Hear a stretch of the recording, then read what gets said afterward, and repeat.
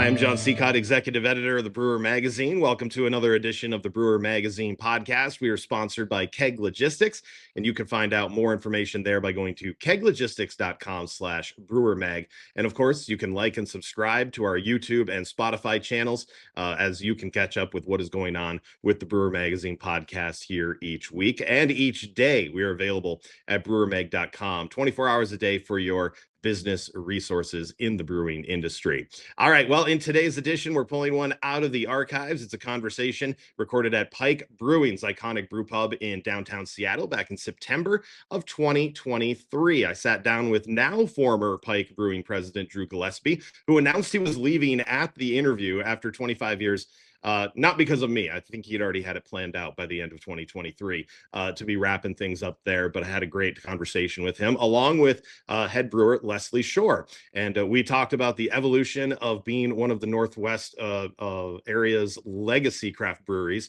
And at that point, Pike was actually in the middle of a major transformation, a new facility going in, a brand audit, a portfolio overhaul, along with a new look aimed at reconnecting with the changing craft beer audience that is still going on and still trying to honor their tradition that is going back all the way to 1989. And what was really fascinating about this conversation, it wasn't just talking about the beer and the business thinking behind it. They also shared how Pike tackled stagnancy head on, what it takes to modernize without losing authenticity, and how a legacy brand can remain relevant in the market where innovation and constant consumer expectations never sit still. So here's a snippet of that very long chat that we had, but you can get a little bit of the insights here from Drew and Leslie right here on the Brewer Magazine podcast.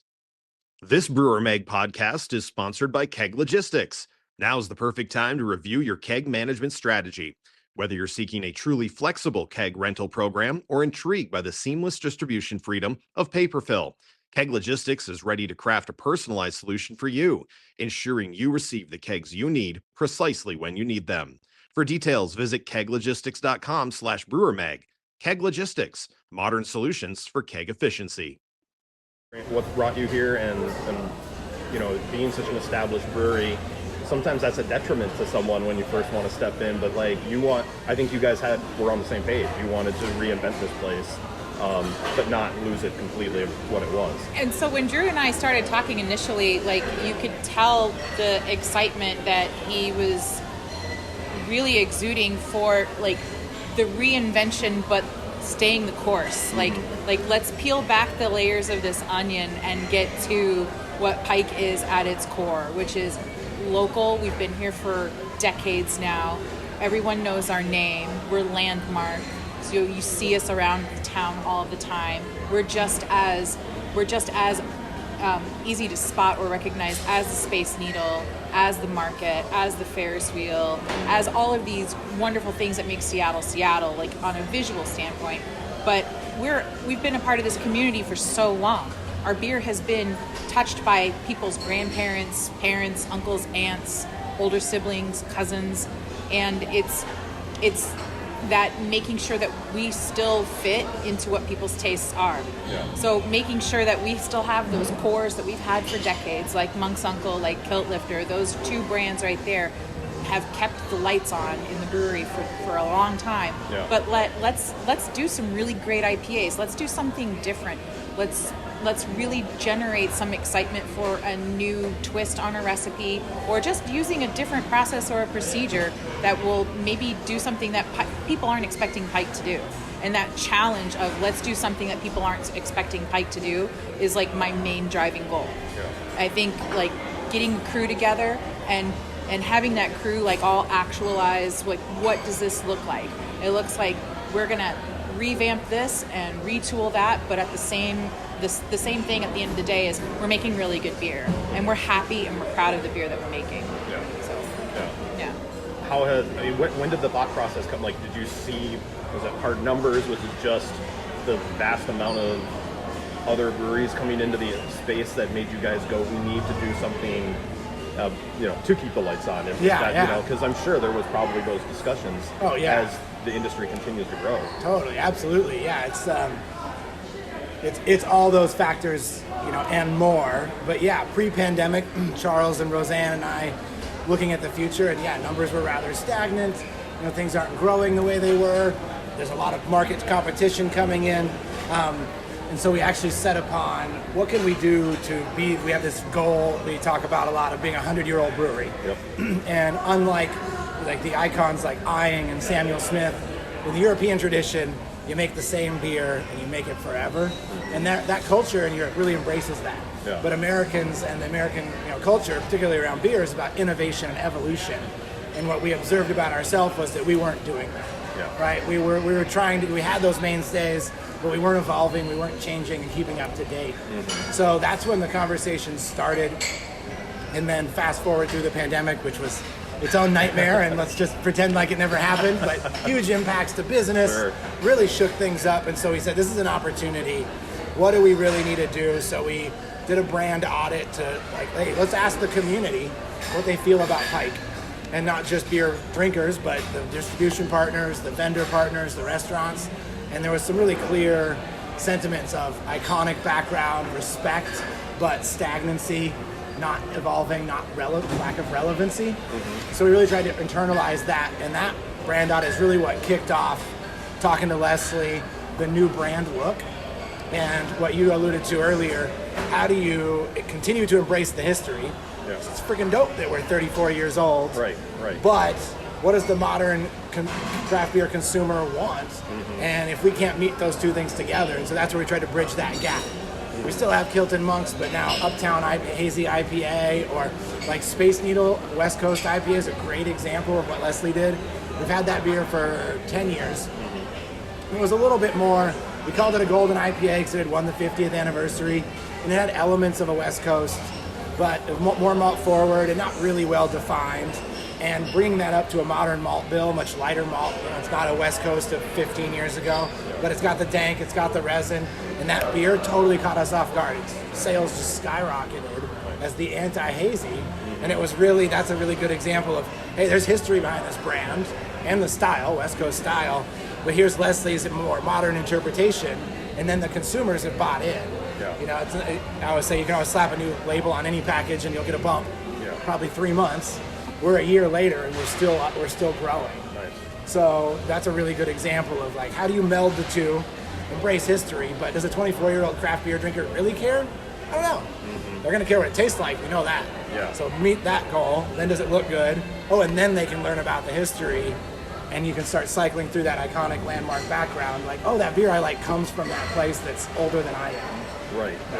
Well, we'll get to the consumers in a second. I wanted to ask you, did you like the challenge, or did it scare you to say, okay, I'm going to reinvent styles that I've been around? So I did not sit around and dwell on the thought. No. I did not let that enter into my brain. I saw this as a challenge, and I saw it as, I have these skills, and Pike has the ability to let these skills kind of join together with the brewery and with the team, and we're going to do some great stuff.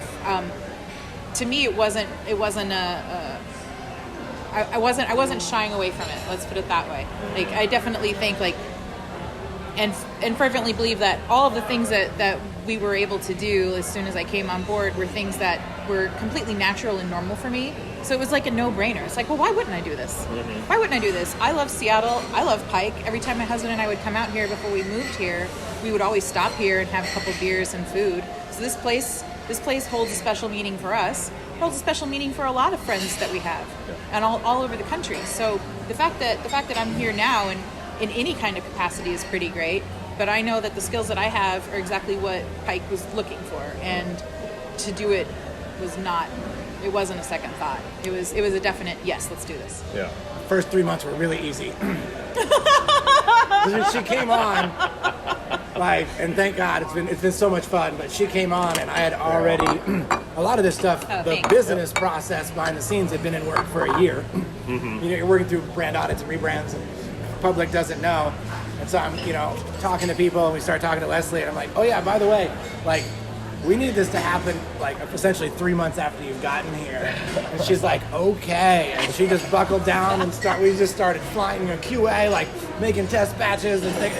Those first 3 months are a blur. because at some point, business process and marketing and getting the word out, the ball was rolling. So she came in and killed it and just was like, all right, let's go. Yeah, and then even just the last year, I can't believe it was September 1st last year that we really launched it all. Yeah. Right. Well, and that's what I was going to ask with how much thought process and what you said you started about 19. You guys started having this discussion with the brand audit and stuff like that. Was it all done internally? Did you guys hire someone? Because that sometimes getting that fresh set of eyes that maybe don't even have a craft focus. Because sometimes we get in our own insular bubble and it looks like that, So how was that? Just making sure that you were going to get some responses that you didn't want to hear. Yeah, that you needed to change. Yeah, no, absolutely. So part of it you do try to do yourself, but especially someone who they know where you work, they're generally going to say nicer things. If you probe, we tried to have some hard conversations internally, but then we also partnered with a local outfit called Blind Tiger.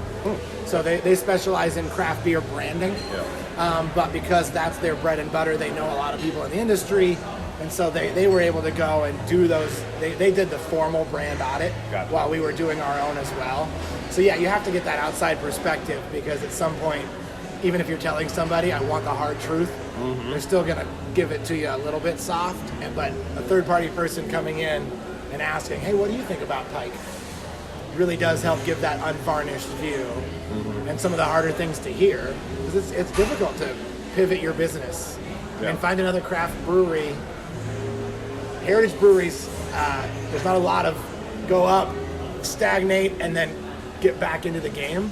A lot of them crested and closed, or got big enough or well funded enough, Lagunitas, Sierra Nevada, where they got national.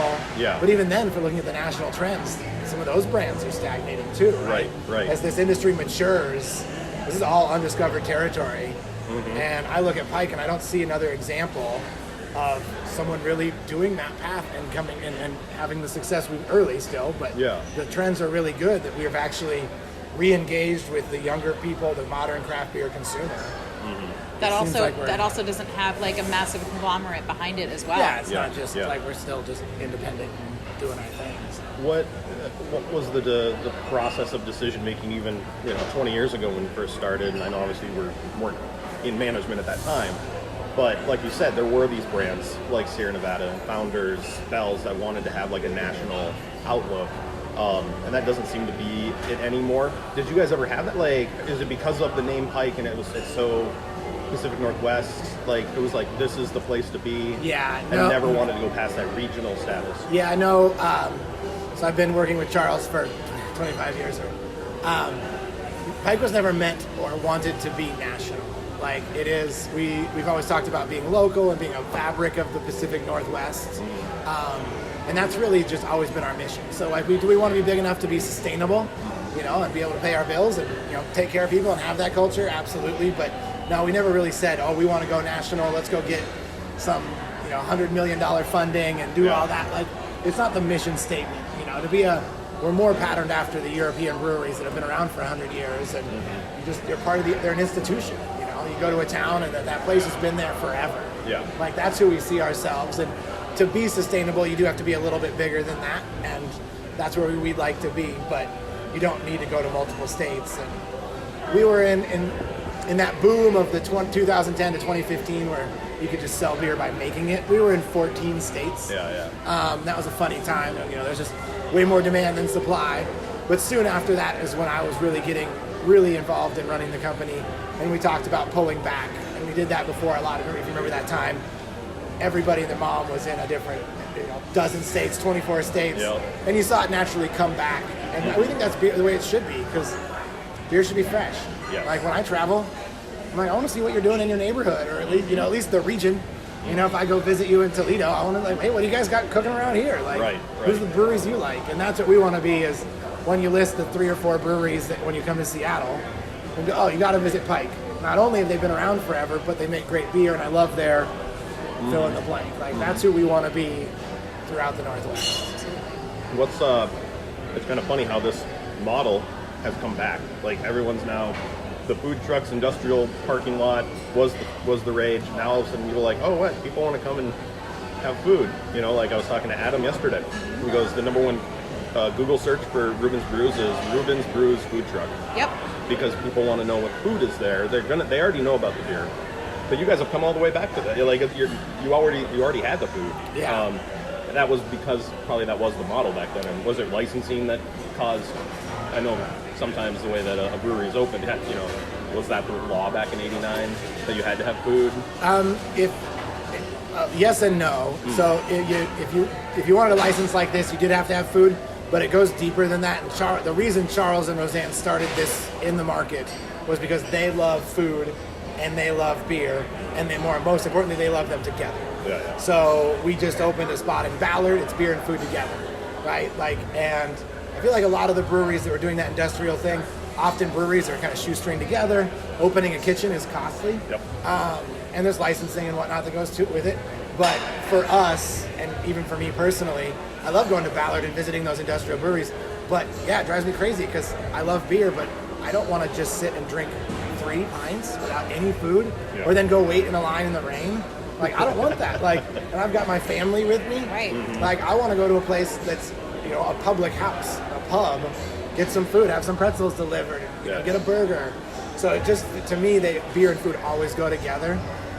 And so it's definitely built into our culture and our DNA that if Pike's going to go someplace, it's with beer and food at the same time.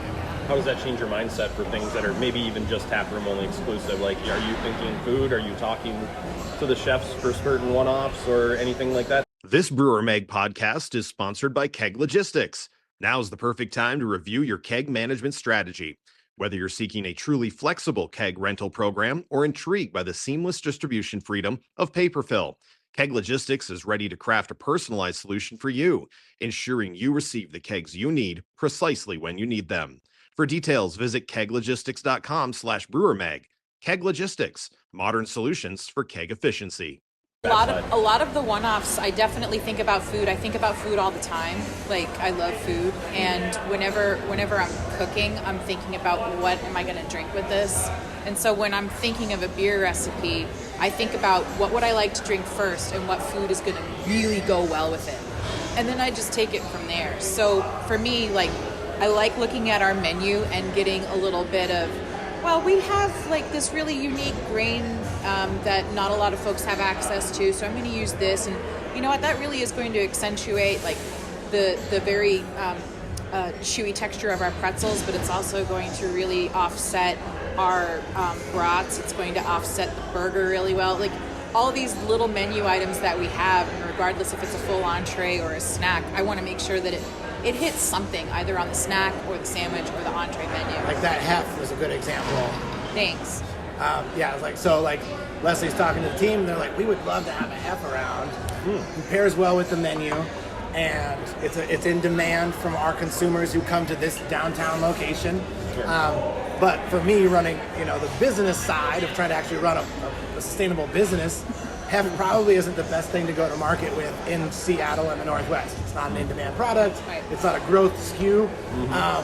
But Leslie's able to make a batch basically for our restaurants, and it sells really well there. But it's not something we didn't end up going to market with it because it wouldn't have played the needs of showing what Pike is changing, and it's IPA, Pilsner. So it allows her to play, and it allows the staff here to have input, and then our guests get beer that's good with food. So it really does allow us to have that like synergy between food and beer. How is the portfolio changed in the rebranding, other than just the look, but like what you guys are putting out? Like you said, I mean, IPA is going to be the main seller. How did you guys change what you were selling in say 2017 versus what's on the shelf now? Like how much has that changed intentionally? Pretty drastically outside of Kiltlifter and Monks, right? Like it's a Scotch ale and a Belgian triple that are well respected and also kind of niche, right? Like there's not they are in the Northwest, they're kind of the gold standard of those styles. So protect those consumers, but then let's see, it's 2 entirely new IPAs. The Space Needle was what we call a tweak, but a pretty drastic one, and then. The 2 hazies. The Pilsner is all new. The Pilsner is all new. All the seasonals are all new. All the seasonals are new.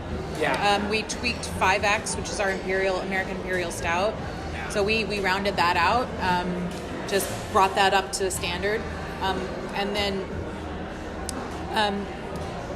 all of our seasonals, we really try to figure out, okay, are we going to do quote unquote another IPA for our seasonal, or are we going to do something different? So we've been swapping back and forth. Like this particular seasonal, we want to showcase these flavors, these aromas, this kind of mouthfeel. So it's definitely going to have to be an IPA because we've got a unique grain bill, or we have a unique hop combination that we would like to showcase. Or we have a unique yeast strain that we would like to showcase, and it plays really well in this particular style. Or it's the middle of summer and we want to do a cream ale, or we want to do a Helles.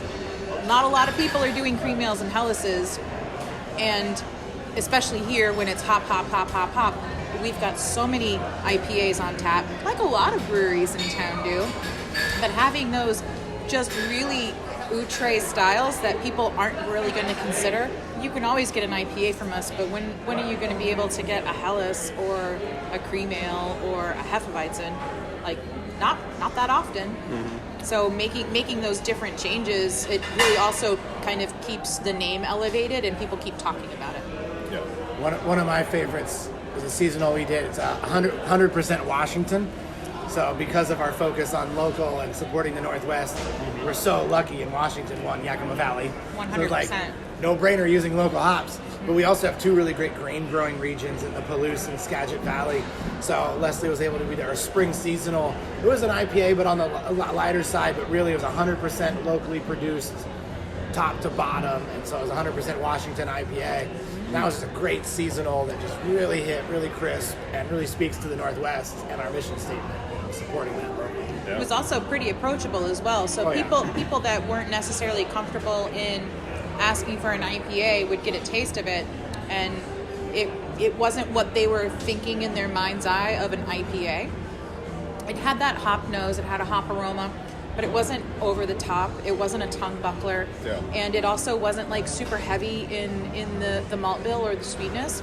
So you didn't have a lot of cloying residual sugars in the back of the throat. So it was just something that was really approachable for spring, really approachable for a multitude of beer style drinkers. And that was like a huge hit. I really, really like how that turned out. And I'm really glad that, a lot of our customers and all the staff here really liked it too. Yeah. How does just what you've been doing in the last year help you plan for the future then too? Because like you have made these drastic changes. Right. Now, how do you either continue to have these changes or find your speed and find what you do? I mean, you got to find that balance. You got to find the balance for sure. Yeah. But if you're not constantly pushing towards refinement or betterment, or getting your extract potential better, or getting your recipes more clarified and clean, then you're not going to succeed. So if you're not constantly driving that product to be better than it is, than that last batch, you're not going to go anywhere. You will become stagnant. If you're just going to sit there, nothing's going to happen. Yeah. Part of that speaks. We're building that new production facility, and that's part of it. Like, we love this location. Our name is Pike. We're next to the Pike Place Market. As we walk around later, you can see our original brew kettle is this Alaskan copper 4-barrel above us here, and then now is this 30-barrel. She was built in 1996. She's not really adept at modern styles, right? It was one of the first breweries built in the Northwest. We're one of the oldest. And so by moving to a new facility, it's a brand new brew house that allows us to get those efficiencies, allows us then to play with recipes that we almost can't do here, and extracts and hopping rates and all those things. So we're really excited to play with the new toy.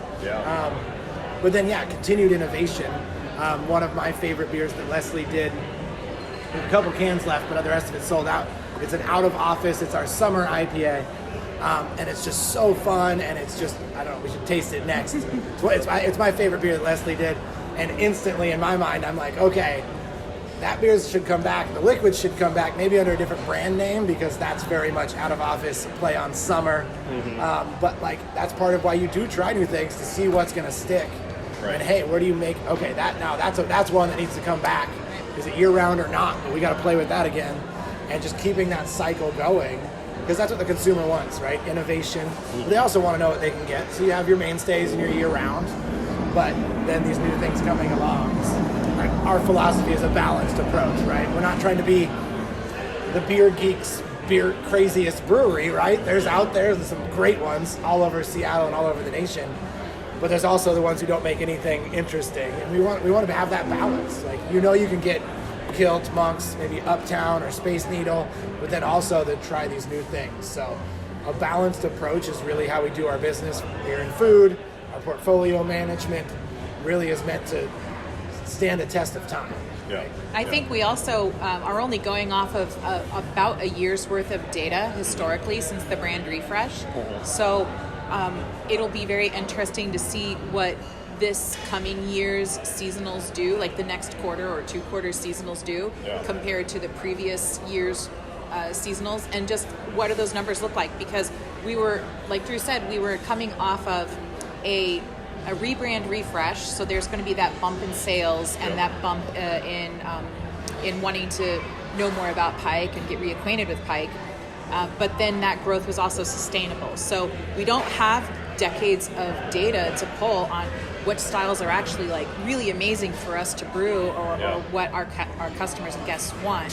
So it's really still trial and error for the next year or two until we kind of figure out, hey, this is the lane that we need to be when it comes to this particular hop or this particular kind of lager or IPA. Yeah. At the moment, the cores are the cores, and they really are pretty substantially like locked in, I would say. Right. Everything else is like pretty... Yeah, it's a little bit of that startup mentality, right? Like, we've been around 34 years, but we're also brand new. Right. And I think that's a good business course to take, because it's like, you gotta go keep asking yourself, asking your guests, asking your consumers, like, what do you want? And then throw in a whole new brew house, like, what's cool, what works, right? Yeah. Like, so then there's another, and then that keeps driving that newness. Yeah. As that opens up, we'll talk about that to people and be like, hey, we're trying out new things. Like, what do you think? Yeah. Because again, history meets relevancy. You got to embrace both, and you have to balance those two. Yeah. How do you look at the consumer now? Like, there's a new 21-year-old every day.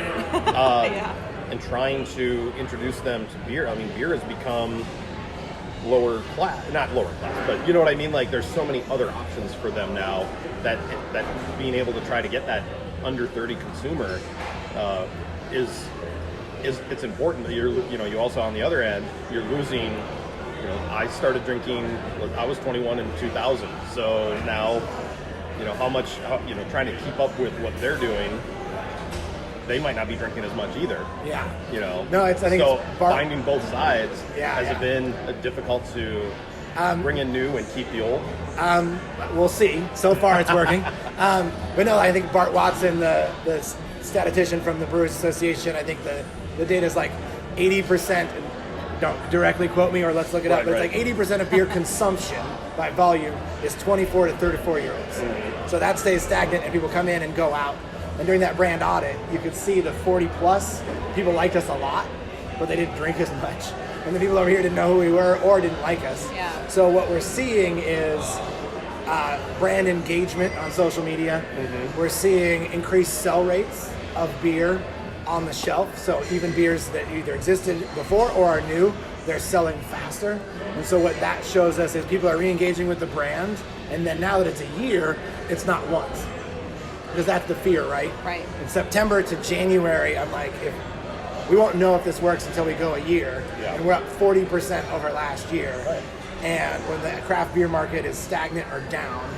So that shows, okay, people are re-engaging, because we're not just, the days are over of like, oh, you can't just go into every tap room and say, put my beer on. Yeah. Because there's so much competition. Yeah. So, but do I worry, or do we worry that the craft beer industry is maturing?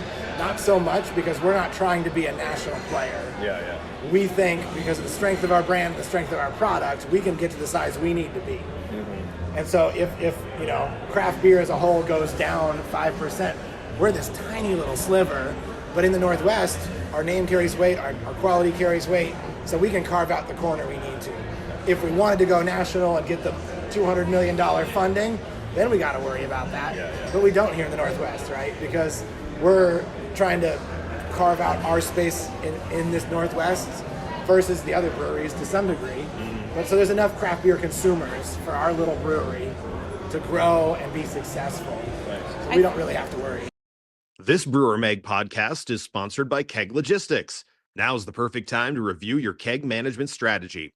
Whether you're seeking a truly flexible keg rental program or intrigued by the seamless distribution freedom of paper fill, Keg Logistics is ready to craft a personalized solution for you, ensuring you receive the kegs you need precisely when you need them. For details, visit keglogistics.com/brewermag. Keg Logistics, modern solutions for keg efficiency.